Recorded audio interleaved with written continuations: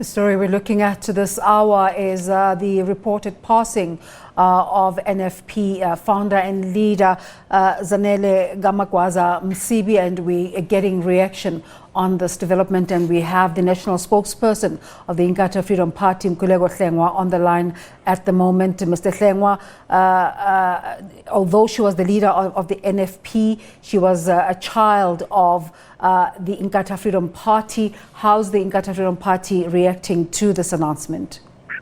Thank you very much. On behalf of the IFP, would like to extend our most deepest and sincerest condolences to the Ka-Magwaza-Msibi families on the passing of Umam Zanele, and specifically our condolences to Ugugu and Umelus and the loss of their mother. It is particularly tragic news. Whilst we were, of course, she had disposed since 2014, there was always the hope that she would make a recovery, because we always fundamentally understood as the IFP on the teachings of Prince Mangosuthu that we can agree to disagree without being disagreeable.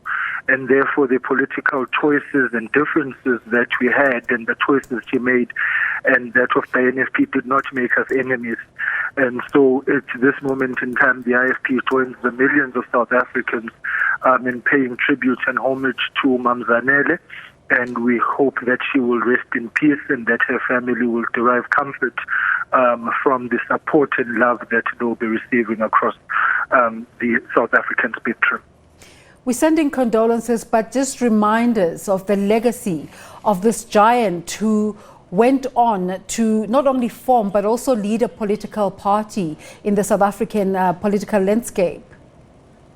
Well, when she was in the IFP and had been deployed, of course, as the mayor of the Zululand district, she was quite committed to implementing the IFP manifesto, and the projects and programs that were laid in this district, are ones that we are proud of because they emanate out of the injunctions of the party. And of course, it was no small feat that she was at the time probably one of the first women mayors in uncharted waters, and we were quite satisfied that she did that job well.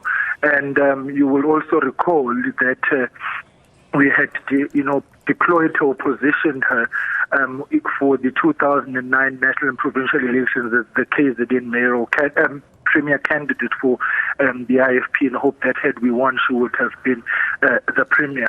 Of course, as is common cause, there were differences and there were challenges that emanated, which saw her and some members leave the IFP. That was regrettable, and we fundamentally believe that it was internal home discussions we could have had, and those problems could have been resolved.